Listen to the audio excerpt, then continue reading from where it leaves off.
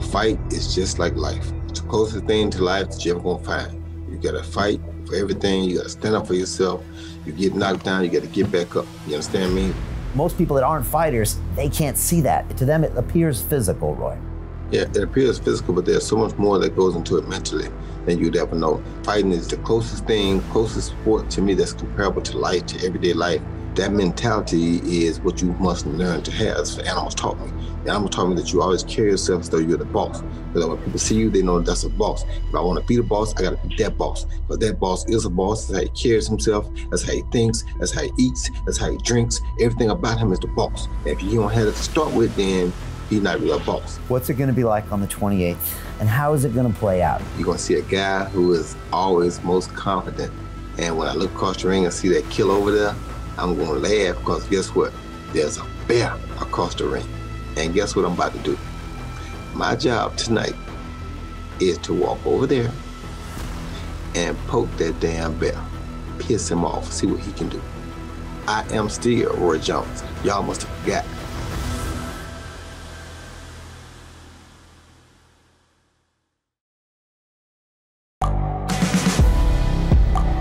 The world is changing. Inspiration is everywhere.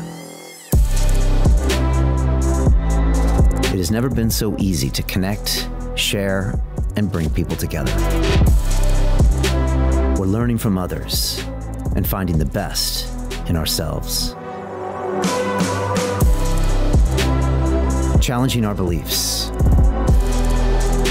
sharing our vulnerability, overcoming our fears,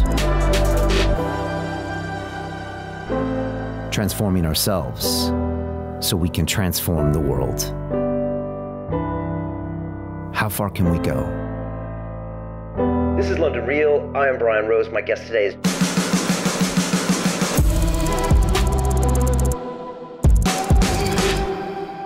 This is London Real. I am Brian Rose. My guest today is Roy Jones Jr., the American boxing champion, trainer, commentator, and entrepreneur. You began boxing professionally in 1989 and have won 66 professional fights and 12 titles across the middleweight, super middleweight, light heavyweight, and heavyweight divisions. You're the only boxer in history to start your career as a junior middleweight and go on to win a heavyweight title and are widely recognized as the greatest pound-for-pound fighter of all time. In 2003, you won the WBA heavyweight belt, becoming the first former middleweight champion to win a heavyweight title in 106 years.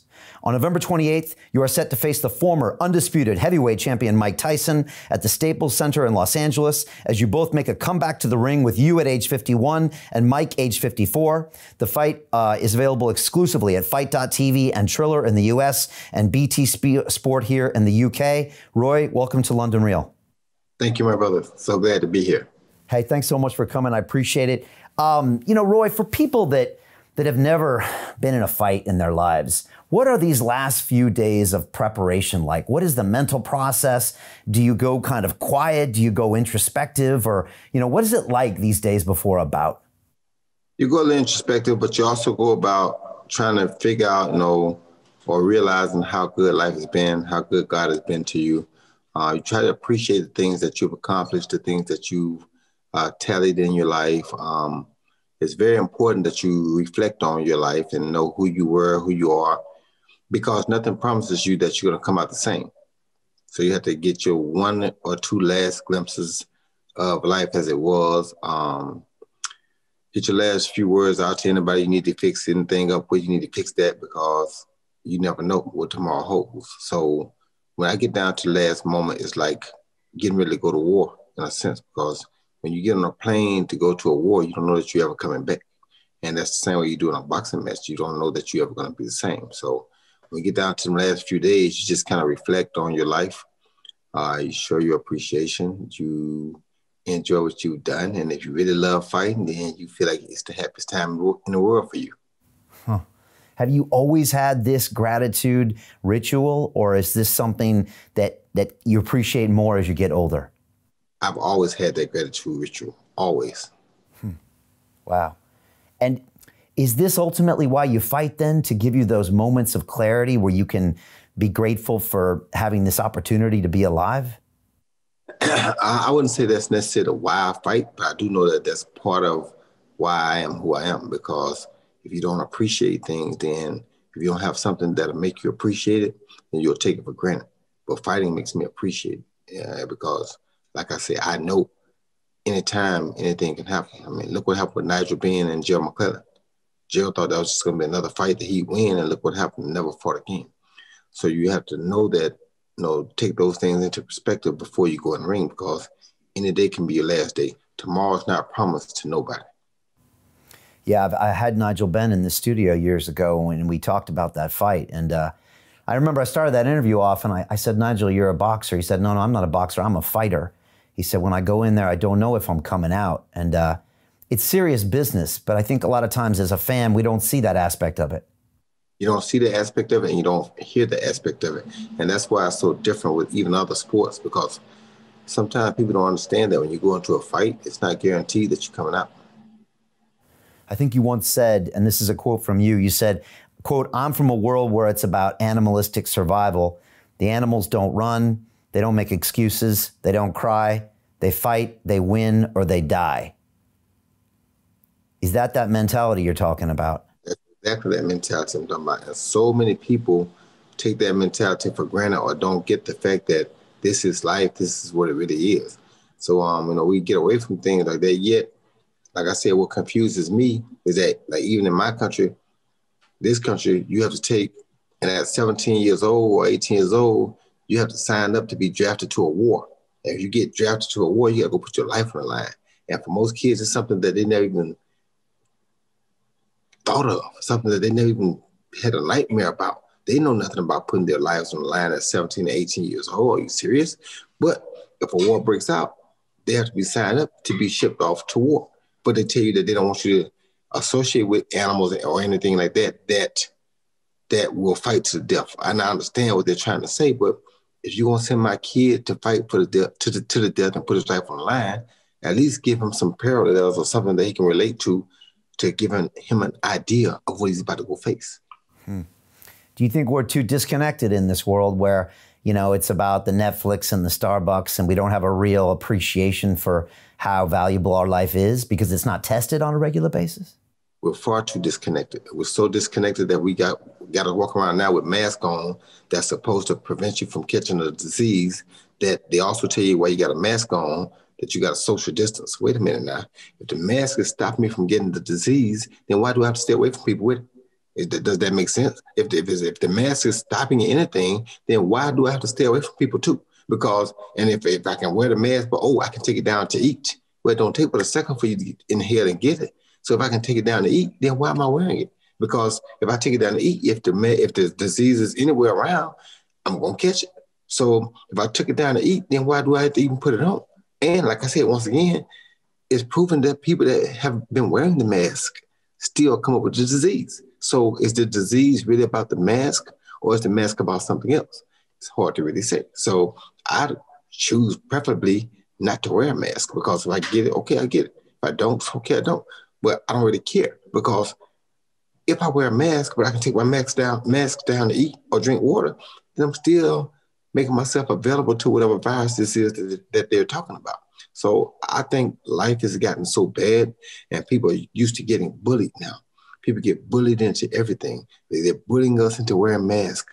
They're bullying us into taking vaccines. It's just all about being bullied now. Everything's about bullying you. The same one thing that they always talked about not happening is what's happening to us now. Because if you don't wear a mask in certain places, you can't go, you can't participate, you can't shop, you can't do anything unless you have a mask on. A mask that does not stop you from getting this virus, because if it did, then why would we have to stay 6 feet apart? Which also is not a good distance, because if somebody sneezes, you need to be 15 to 25 feet away from them in order not to catch whatever they sneezed out in their sneeze. So that's still wrong too. But all of this to make us wear a mask.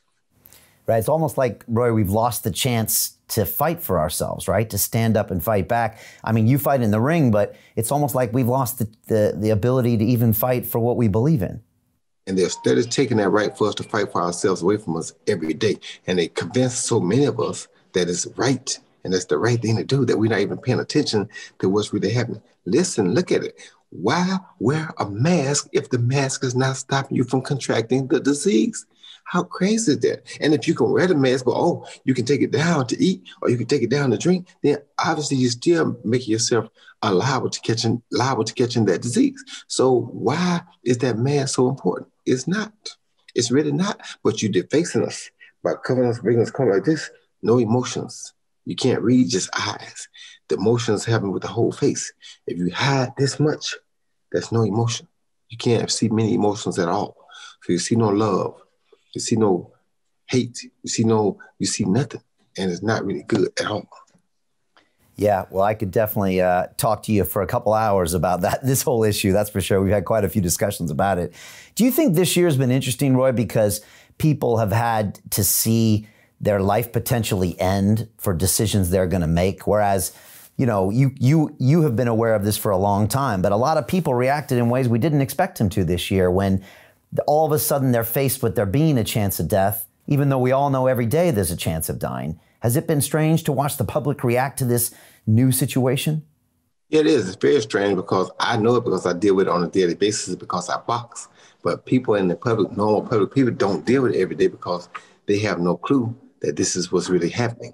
So it's been strange to watch other people go through it because not many people can understand it until they're hit with it. Now that they're being hit with it, it's funny to see how some people react. It's also funny to see how people use fear to control people. Yeah, no, it's true. We keep losing your picture there, but hopefully we can figure that out. It's true because, every day we have a chance of dying. And yet this year, all of a sudden, because of what's in the news, it seems like a lot of people completely change their behavior when the truth is that every day is a risk. And some people know that, I guess people like you that jump in the ring, but it's been fascinating. I'm sure you've seen it. Some people you expect to react one way and some people react another way. And it's not always what you thought. Never what you thought. It's always totally different from what you thought. Yeah, it shows real character, that's for sure. Yeah. Tell me, Roy, what's it like to be looking at this match coming up, only days away, to know that this looks like it's trending to be the biggest boxing match of the year, according to odds makers in Vegas? Did you ever think or imagine that at 51, you're going to be part of the biggest boxing match of the year in 2020? Only the grace of God could have made this happen this way. I never would have thought at 51 that I would even be close to a boxing ring. And I definitely never thought that at 51 I would be getting involved in probably the biggest fight of my life and the biggest fight of my career. So only God can do things like that. This is the biggest fight that I probably will ever take part in. And like I say, it's just a blessing to me from God that we are able to experience a fight at this time, because both myself and Mike Tyson are two guys who feel like we missed that social media era. Where Floyd made all the money at, and we missed it, but we were probably way more exciting, but we missed that era. And now we get an opportunity to come back and revisit this era, and it's got to be a blessing from God. And what about the timing? I mean, how much does the world need something like this, Roy, to get our minds off the post-election malaise and the lockdowns and the pandemics and the masks? I mean, people, more than ever, they just really need this release, don't they? Yes, they do, and that's really the only reason I think I probably agreed to it so quickly, because I feel like with God giving me this opportunity at a time like this, is God saying, look, you ain't the kind of person that's going to say no when people need you. And right now, people need something. So when Mike asked, God already knew that I was going to say yeah, because this is a time that people need something to do. And really, it's like being in need is a great thing for us, because it gives people nothing other to do than to sit home and see something that they wish they could have seen 20 years ago. Well, here it is. A spectacle. It's a spectacle. Here it is, and it's the thing happening that weekend, right? I mean, that's pretty intense. And on Thanksgiving weekend. So thank God for giving us these opportunities, because it's a truly thankful weekend. Do you remember the moment when you actually got the first call that proposed this thing? And do you remember, like, literally those microseconds that went through your brain when it finally was like, whoa, what? What are you talking about? Could this really happen? Can you walk me through the emotions or the logic going on? When I got the call, I was like, man, they're talking about 6 weeks from now, September 12th. And from what I've seen from Mike Tyson, there's no way he can beat me in 6 weeks. I've been active. He hasn't.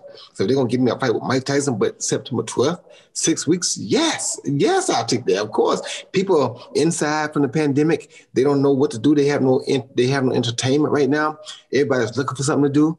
Two of the biggest names ever in the sport of boxing get together and can fight. I mean, whatever. If they call it exhibition, call it what you want, but this is Mike Tyson. So you know there's no such thing as exhibition when it comes to him. So I'm like, wow, in 6 weeks, he can't possibly beat me in 6 weeks. So yes, I'll take it. Then all of a sudden they say, now we got to push it back to November 28th. I had to take a little breath on that one because now half my plan just went out the window. You got to go look at it from a different set of eyes. So that's how I've been doing it.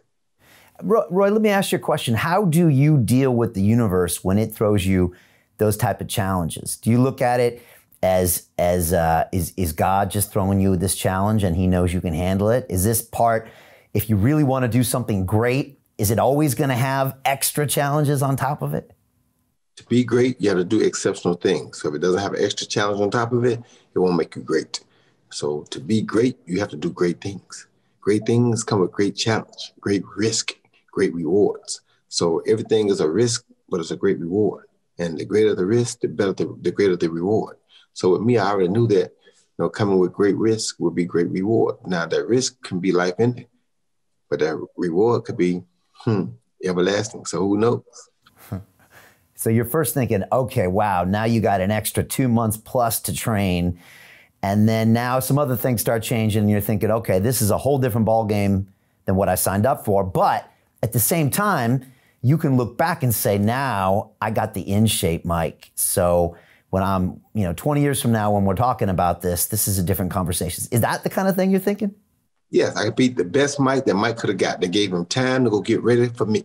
They gave him time to go get ready for me. So now I beat him when he got the opportunity to be at his best. He can't say, well, I wasn't at my best. It happened in 6 weeks, because that's what I was looking at first. I was like, why would I not do that? I know I can get better, get ready in 6 weeks. He can't. I knew I can. So I'm like, why would I not take that? But now you give him 2 months, 3 months. It's a little bit different, but guess what? He gets a chance to be his best, and we'll see what happens. Right. And there's been more excitement, more buildup, more interest as this has gone on. So in some ways, it has made it more interesting. Tell me about the transformation you watched of Mike. Because like you said, when he first agreed to this bout, I mean, if you see pictures of him on his show or whatever, I mean, in the nicest way possible, he looks like kind of the middle-aged man down the street, He looks real out of shape with kind of the pot belly and stuff. But now he's been training, and, he had that interview with Rogan and the interview after with Rogan. I know you've been and talked to Joe as well, but it's almost like two different people. Two totally different people. But that's what 3 months can do for you. And that's what I expected. I knew that if he got 3 months, he'd come like a totally different man. But guess what? I'm ready for either one of them. So I don't care which one will show up. They already got me in a situation where I couldn't really necessarily say, no, I don't want to do it now because it's not fair. So guess what? Fair is fair. Y'all bring whatever you got. You know what I'm saying? Y'all want me to bring my best? Bring me your best. I'll take your best and I'll make the best of it. So bring me your best. That's what I love doing anyway. Bring me your best and I'll take care of the rest. Mike had said he's moving out of his house now because he can't even be around his family. And like I said, well, that's the same with you, yeah? You just got to get away. Well, I'm up here in Pittsburgh. I can't deal with my needs right now. It would be unfair to them. Is that because everything sets you off at this point because you're getting honed and ready to go in for an ultimate battle? Is that why? Or is it just distractions? No, everything sets you off right now. Any little thing that happens, you go from 0 to 100 quick, immediately. Okay. And I might 0 to 1,000. Right. Okay. Even at 51, it's still the same thing. The brain doesn't change. You're a fighter at heart. That does not change at all. If that's what you are, that's what you are. And that's what we are. I've heard of, NFL players on Sunday, they get quiet, and their wives leave them alone. And not to compare myself to what you do, but before a big episode, man, you better just let me get in my own head and let me mentally prepare. A lot of things set me off. Is this a natural human phenomenon? Same exact thing. Same thing. Okay. And you could see the way Mike was talking to Joe on that second episode, man, he had an edge to him. It was like that Mike was back. And Mike always said he didn't like that Mike. And for the first time, I could see why he didn't like that Mike, because we like the Mike And we like the guy that fights that way, but to live with that guy all the time is probably not a pleasant thing. Mm-hmm. That's probably true. Right. It's probably true about you too, being that you don't want to be in that mode all the time. I hate to be in this mode at any time because this the guy that was capable of doing anything. This guy couldn't, who cares? He don't give a damn, and that's not good. So when they put him in that mode, that's what he got to be. That's what he got to be. That's what you're going to face anyway, so why not? Right, right. Tell me about the just the details around the fight. You know, they're calling it an exhibition. I want to get your thoughts on that. I don't know how many rounds it started off at, but as for what I understand now, it's 8 rounds, and it's 2-minute rounds. Tell me about all of the talk, the hype, and now the details of this. How does it change things? Well, it started out probably a 3-round exhibition, 3-minute rounds. Then it went to 6 rounds. Then it went to 8 rounds. Now it dropped to 2 minutes. Then it went from 14-ounce gloves and headgear to 12-ounce gloves and no headgear. What kind of exhibition is that? You fight Mike Tyson with 12-ounce gloves, which is only 2 ounces bigger than the normal fight gloves, no headgear, and Mike Tyson, and you call that an exhibition? And then you give him 2-minute rounds so he doesn't get an opportunity to gas out as quick. So you make him more dangerous for a longer period of time, for a longer amount of rounds, but you're cutting rounds down to 2 minutes. Okay, so you're trying to make sure everything you can fix to fit Mike Tyson to make sure he's okay, you're going to make it like that, which is cool with me. I mean, just throw Roy in there. Roy be fine. Throw Roy in the sacrificial lamb. Watch the sacrificial lamb go to work. Those 2-minute rounds, where is the leeway there, Roy? I mean, you know, 8 2-minute rounds. I'm going to tell you right now, but there's a lot of leeway in there. Trust me. It's a lot of leeway in there. I've been working on 10 rounds. It's a lot of leeway in there. So I'm good with that now. At first, I had a problem with it. Now I'm good with it. Why is that? Because you settled with it, or you got to see the cracks inside that setup? I got to see the cracks. I started out working on a different strategy, but now I see the cracks in the 2-minute strategy, and I see what the real deal is there. So I can work with that. Is there anything you can share with us that's the crucial element that no one's seeing? No, but you know what it is. Yeah, it's a crucial element no one's seeing. I am still Roy Jones. Y'all must have forgot. I'm guessing that when the 5th round and the bell dings and you both are coming out, it doesn't matter at that point. At that point, it's on, and it doesn't matter if it was 4-minute rounds. Even Steven. At that round 5 is even Steven. Hot damn. That's when you bring out the spices because it's time to cook. All right, so that's it then. The round 5, when you're there, then it's time to cook. You're going to bring out your spices because it's time to cook. All right, and until then? Until then, I got to play smart, survive, do my thing, make sure I don't get caught with nothing crazy. Just be Roy Jones of old. But by round 5, here come the hot sauce, baby. You know, I was watching some old docs with Mike Tyson, and he said he used to suffer from asthma. And I don't know if he still got that, but obviously we know most of his career, it was over really quick. When it went in the later rounds, it didn't usually go for him.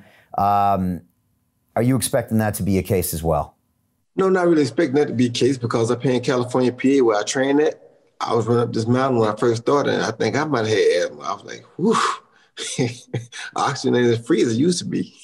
So both of us might be sharing some asthmatic symptoms, but we're going to be all right. It's like the longer it goes, the better it is for me because of my speed and my head movement and my reflexes. So I was a guy who was a speed reflexes guy, and the longer the fight goes, the better it is for me. Okay. Now, the odds in Vegas started off with you, the favorite. Now they got Tyson, the favorite. What do you make of that? I hope they keep him the favorite. Okay.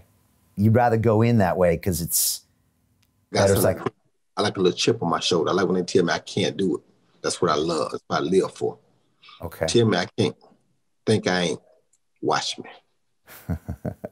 How are things different at 51? I think you said the speed hasn't gone, which almost shocks you, you said. But what is different? Only thing different is the recovery time. You got to take more recovery time. You can't do it three and 4 days back to back like you could when you was 25. You understand me? Or 31. Yeah. Recovery time is important, and that's what I got to start working on right now. Because now I'm at a crucial time where recovery time becomes very costly to me. If I overdo it right now, I could lose the fight before I go into it. But if I keep it right now, Dan. I know y'all saw him on Shark Week, right?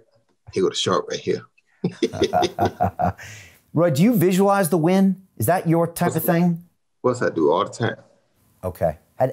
And how do you do that, if I don't mind asking? Do you see yourself with the hands raised? Do you see yourself at the after party? How do you visualize that? Just see myself with the hands raised, walking around the ring. That's usually it. Okay. And you've always done that? Always. Okay. How do you still have the speed at 51, Roy? Man, listen, that's what I've been trying to figure that out myself. I don't really understand it. I honestly, this is not me being facetious. This is not me being arrogant. Nothing.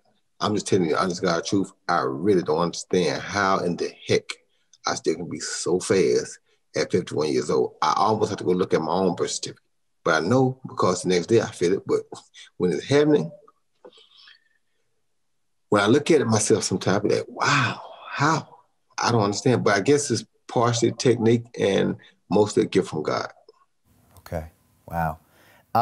Tell me about this, the details of the fight. You're getting drug tested by USADA? Is that true? It's all by the books in that sense? But it's an exhibition, though. USADA in an exhibition, really? Is it to protect Roy or is it to protect Mike? What is it for? Cause I don't know. USADA in an exhibition. Have you ever heard of something like that in your life? No. USADA in an exhibition, really? So is this really an exhibition? So it's not an exhibition. You slowly figuring out the clues like I did, huh? It took me a little while to figure it out too, but I got it. Thank God we got it in time. I got the memo, the same memo you just got. I got it too. And what does that bother you that this isn't being called a real fight? No, it don't really bother me. It just bothers me that y'all tried to trick me and say it was exhibition at first. That's what bothered me. Okay, gotcha. I don't. Y'all still got the label exhibition vibe, but y'all got 12-ounce gloves. Y'all got USADA. I mean, y'all got no headgear. What? Really? Okay. I think everyone's treating this as a very serious fight. You know, like my man Buzzer say, hello. But like USADA's in the house, so you both you guys are getting tested, and that's all legit. Mm-hmm. All right, because Mike looks great. Mm-hmm. All right, and that's all happening. That's all happening. Whew, okay, all right. And so you fly out to LA in the next week. You'll get set up there, and then it's on for the Staples Center. Then it's on from there. Okay. There's been a lot of people talking about this fight. Some people saying good things, some people saying bad things. It's usually other promoters that aren't getting in on the action that I've noticed. Some here in Britain as well. And some are saying, guys your age shouldn't be in there. This shouldn't be happening. What do you say to them? Guys their age shouldn't be had to wear a mask, so they have to worry about COVID-19. So everybody got their own problems, right? You deal with your problem, I deal with mine. How about that? Okay. And Roy, do you think we're going to see more fights like this? Or is this kind of a, lightning strikes where the two of you are in the perfect point? Honestly speaking, I don't know if we're going to see any more fights like this.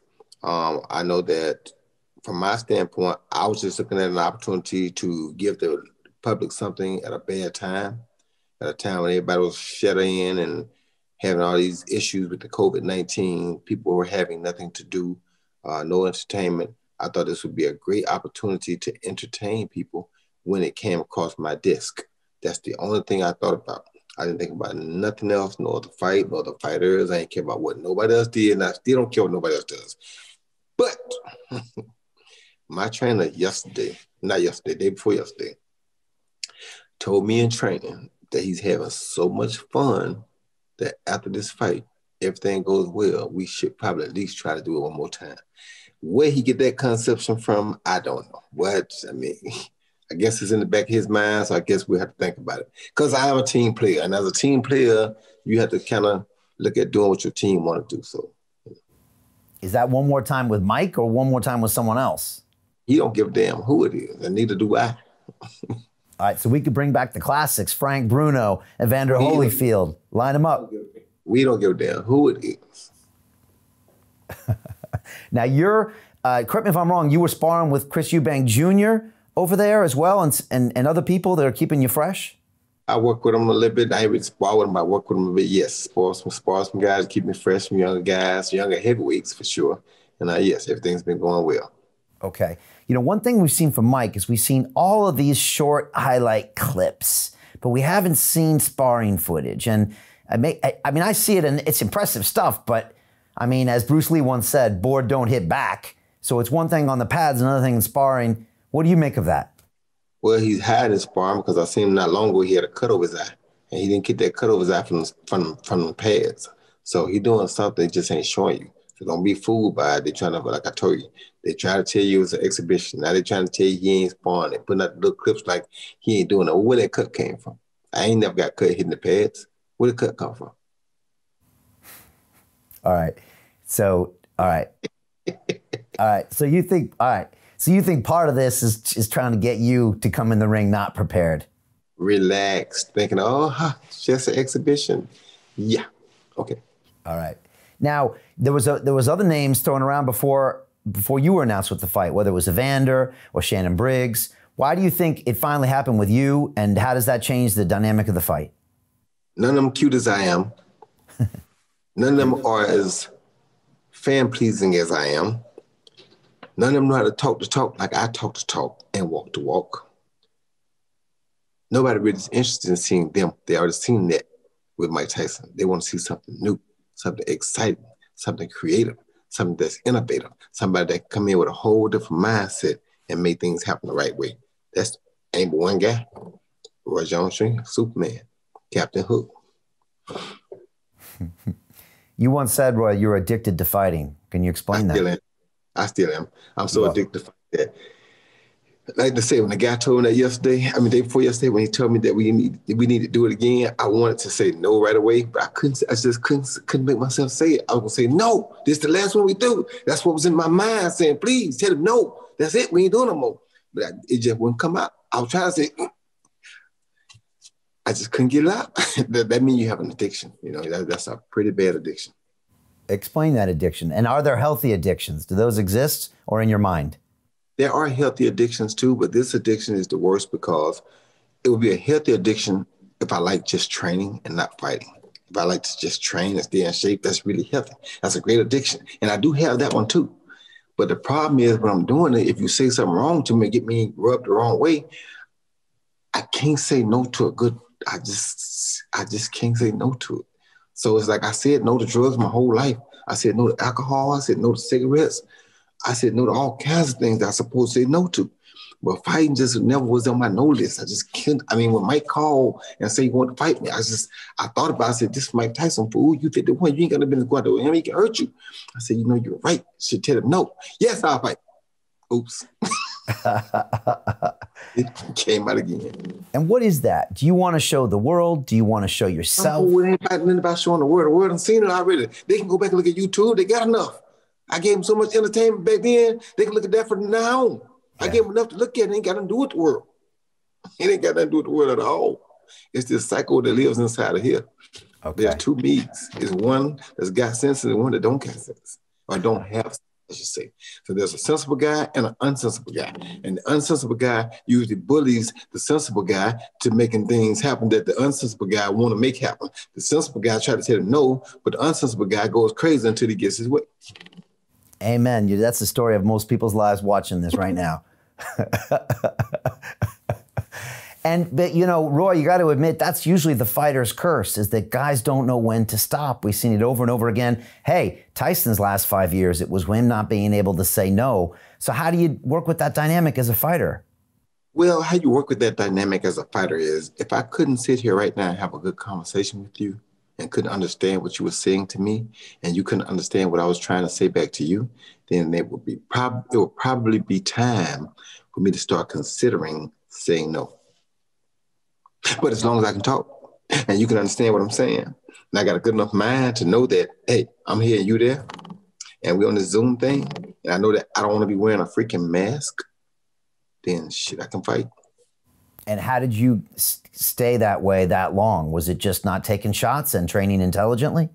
Not taking shots in the bar either, though. But right.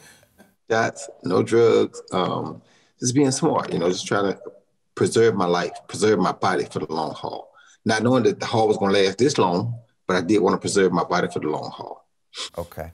Did you also make an effort not to spar, in an unsenseless manner, not to go in there and just leave it all in the sparring ring before fights?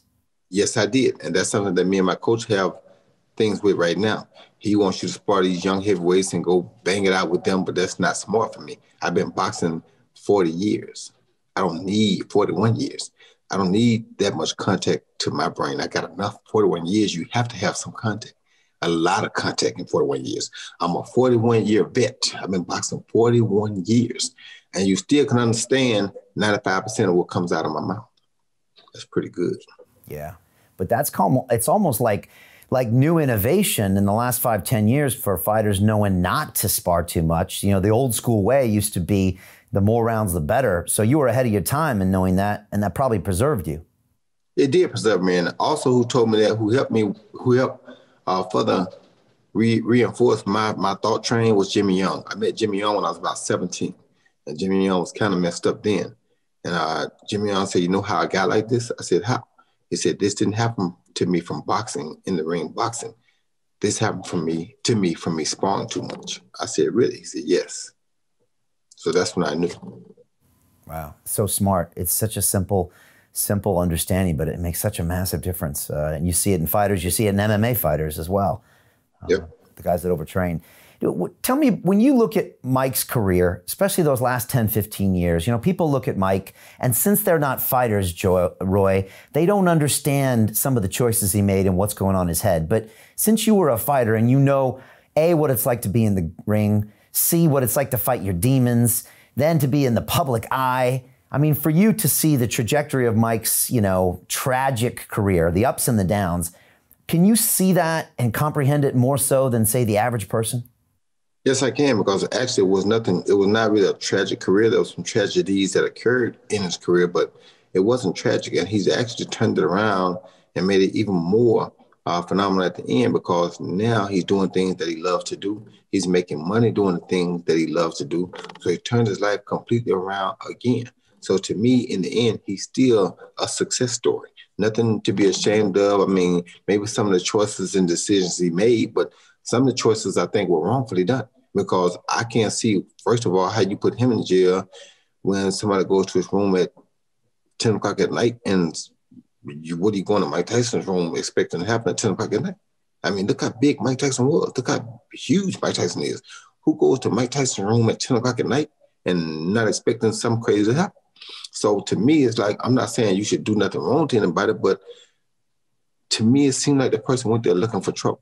Almost. I'm not sure they did, but it's just, I'm not sure. You know what I'm saying? So it's like you can see both sides, but some things I can't really hold him accountable for. Other things you can hold him accountable for. So it's like he had his life, he had his ups and downs, which we all have our ups and downs. But for the most part, I don't see him being the bad guy people always try to make him out to be. I think he's a better guy than that, and I know he's a lot smarter than people make him out to be. So I think his career has been really pretty awesome with a few black spots in it, but who doesn't have a career, an awesome career that doesn't have black spots in it? Even the ones that are not seen, they're there, so we just don't see them all. So everybody has these black spots, dark spots. Just some are negated differently by the public or by the media, and some are not. He is just so happen to all be out in the media. So he's no different than anybody else, in my opinion, just except that he did a great job recovering from where he started at. Yeah, it's fascinating to hear him talk now about some of the things that he did. Have you heard him talk about like the times in the past when he lashed out at the press and got in the face of fighters? When he talks about it now, he's like, yeah, that's the scared me coming out. That's what I did when I was scared and insecure. But most of us don't understand that mentality of a fighter, because we just think he's just being a bad, scary man, but would never understand that maybe he was actually in fear himself. Mm-hmm. And he was a lot of time, but he's not afraid to admit that now because he's grown up. That's called a maturity. He's matured to a point to where he can admit those issues now. When he was on top of the world, he couldn't admit that. It would make him look soft or look weak, and people would have took advantage of it. But now that he's beyond that point, he can admit that now. It's called maturity. Do you listen to his podcast and stuff? Because he's a fascinating, highly intelligent, highly spiritual guy who understands the human condition at a level I don't think most people would ever imagine. Of course, no, I don't listen to him, but I know he's very smart. I knew that already, so I told you he's a very smart guy. I knew that anyway. And he knows a lot more than people give him credit for. So, yeah.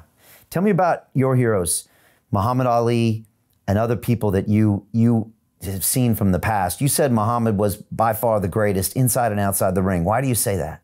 Because of what he stood for, all the things he did, all the people he brought together. If you saw even at his funeral, there were monks, there were Muslims, there were Christians, there was everything. Every background, every ethnic background, every religious background, everybody was there to show homage to the great Muhammad Ali. Why? Because of what he stood for and how he always tried to bring people together. He used his blessing, his gift from God to help change the world and to try to bring people together, to unite people, to unite brothers and sisters. No matter the race, no matter the religion, he did that to help unite people. And that's the biggest thing in life to me, is to try to unite people. So I try to take his tradition, what he stood for, and try to carry that on even in my time. So right now, it's like, it's difficult, especially with the time we're going through right now, and especially in the United States, because the country being so divided. But it's like, we're all supposed to be children of God. Whether we believe in the same things or not, we're still children of God. We probably have more ways of communicating than any other animal on the planet, because we can write, we can talk, we can do sign language, we can do it all. Yet we have the hardest time communicating and getting along. Why is that? Because we're not loving and caring enough or considerate for the next person. So people all out to turn us against one another. Like right now, this mask thing is making life miserable for people. People don't know what love is anymore, because they're stuck in houses, they're stuck behind masks, they can't see smiles. It's the craziest thing ever. And it's starting to make people get to a point to where they're even starting to commit suicide, because there's no love. And then you go to a hospital room to get surgery and you can't have no family back there with you. You have no support. Part of wanting to live is that, other people care or depend on you or love you. These type things help you emotionally survive. These type things help you stay alive, period. But when you don't have those things, then what you got to live for? So you go get cut on, you're in pain, you're hurting bad, you want to give up. But you see your loved ones right here at the bed saying, no, you can make it. It gives you encouragement to fight, just like in a boxing match. You want to give in, but you see people saying, no, come on, you got this, champ. You take a few more, keep going, trying to win it, because you got people that really are hopeful that you can win it. You understand me? You're living almost for them. They're living vicariously through you. So because you know that they wish so bad that they could do it, and that they want for you so bad to do it, because it'll mean the world to them, you do it. But when you don't have that, and that's what society is doing right now, they're taking that away from us by covering us up. And it's pretty bad. Yeah. And Muhammad always brought people together. Do you think people have forgotten what a big deal it was for him to say, I'm not going to go fight in the Vietnam War, and to allow them to strip his title? I mean, could you even conceive of a fighter doing that these days? I mean, that was such a big move, and it's one of the things he's most remembered for. That was the biggest thing he probably ever did. I mean, who would say, take my title, put me in jail because I ain't going to kill some people that I don't know why I'm killing them for? Who would stand up for themselves like that today? Not nobody. We won't even stand up against the people for making us wear these masks right now. Right. You can't find people that are saying, I'm not wearing a mask. I don't care what it is. Look how long we've survived. Look how long we've survived in this world without a mask. Now all of a sudden we got to have a mask to survive. Is that what God really meant for us?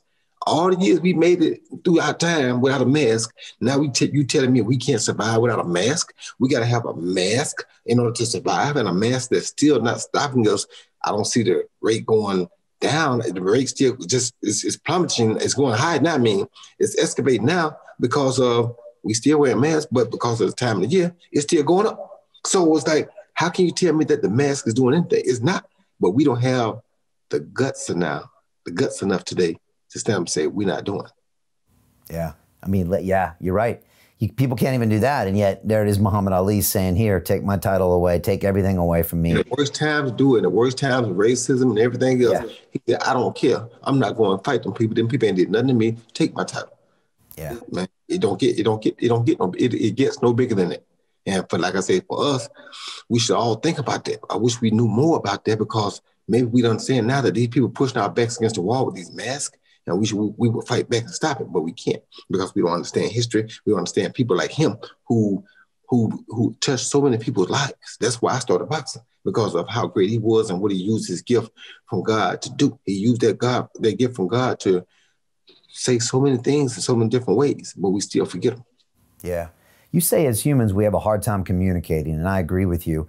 Do you think fighting is a way of communicating? I mean, so many people watch Muhammad Ali fight who weren't fight fans. And they watched a man get into the ring and put it on the line and stand for what he believed in. I mean, is fighting this kind of way we can communicate with each other? Because in ways, there are people putting their lives on the line. You can see hearts. You know, it's almost like an opera unfolding in front of you of what the human condition is. Is that why you think we're attracted to it? Most definitely. It's the closest thing to life that you're ever going to find. A fight is just like life. You got to fight for everything. You got to stand up for yourself. You get knocked down, you got to get back up. You understand me? Fighting is it's the closest thing, closest sport to me that's comparable to life, to everyday life. Of any sport out there, boxing or fighting is the closest thing.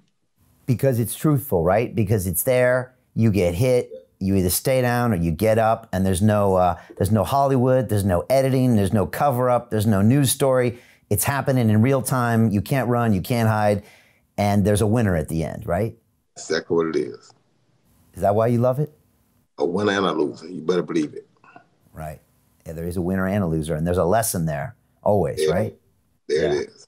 Yeah, Dana White from the UFC said, fighting's in our DNA. That's what he said. He said, if there's a hockey match on the corner and a basketball match being played and a fight breaks out, everybody go watch the fight. And he said, Yes. And that's in our DNA, right? Because it means something to all of us. Even if you're an old lady and you never had a fight in your life, it still means something, right? It's nature. Yeah, it is nature. Now, you used to watch animals, and that's how you got your fighting style, not only in the ring, but even the way you would behave and act outside the ring. Is that right?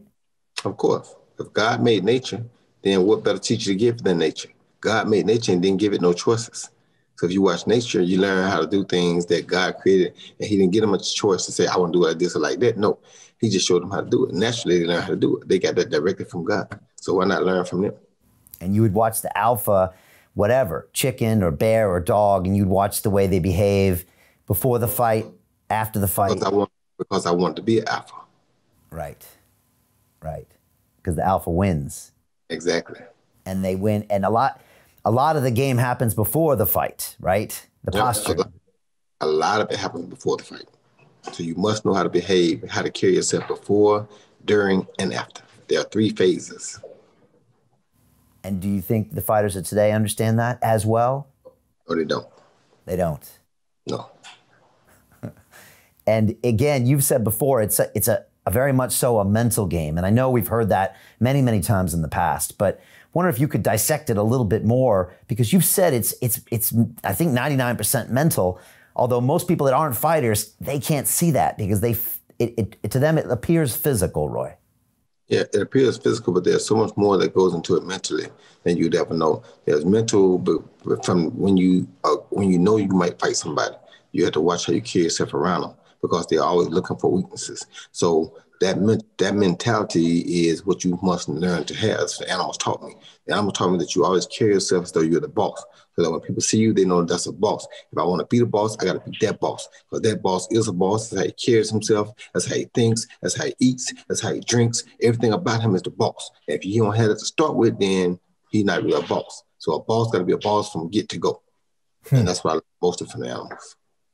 Now, and you train a lot of fighters. I know you're working with Chris Eubank Jr. I know you got fighters in South Africa, in Russia, in Europe, all around the world.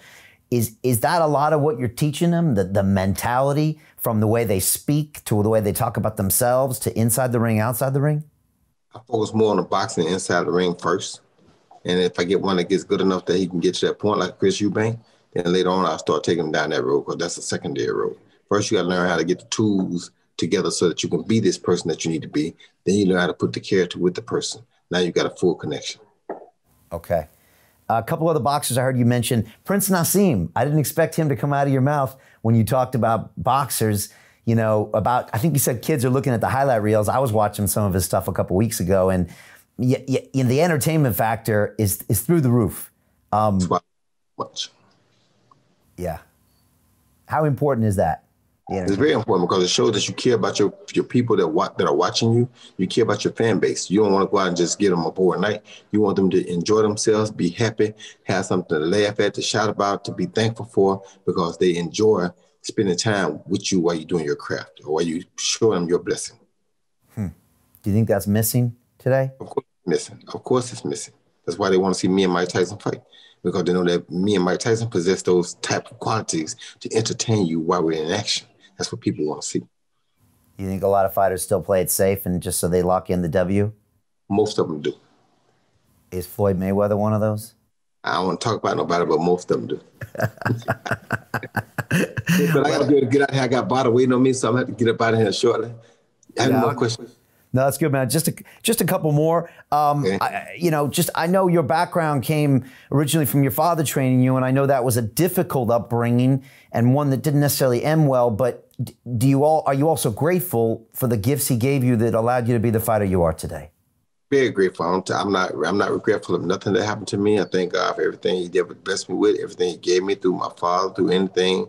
I'm just very thankful of everything that I got. I'm very grateful for everything that I got. And I think it took all of that to make me who I am today. And look where I am today. Okay. All right. Final question. What's it going to be like on the 28th? By the way, are you going to walk in? How are you going to feel when you walk in there? What are we going to see the expression on your face? And how is it going to play out? Walk me through this, Roy. You're going to see a guy who is always most confident. And when I look across the ring and see that kill over there, I'm going to laugh because guess what? There's a bear across the ring. And guess what I'm about to do? My job tonight is to walk over there and poke that damn bear, piss him off, see what he can do. And how's the fight going to end? With my hands in victory. Trust me. Yeah? You got a round? I don't have no round, but my hand going to be raised in victory, I guarantee you. Because of the 2 minutes, it's hard to predict what round. If it was 3 minutes, I'd tell you probably 3 rounds. But since it's 2 minutes, I don't know. But I would definitely will have my hands raised in victory. All right. And when that happens, we might see even a 1 or 2 more of Roy Jones Jr. Anything's possible. You never know. You got $1 million smile, Roy, I must say, man. It's great to see you. I can tell you're excited. Look, it's happening on the 28th. People can watch it on Fight.tv, Triller in the U.S., BT Sport here in the U.K. Roy, really appreciate the time. You're in amazing spirits, and I'm wishing you all the best on November 28th. Thank you, my brother. God bless you all. All right, bless you, sir. Thank you so much. There he is, Roy Jones Jr. Check it out. Get the fight. It's going to be epic.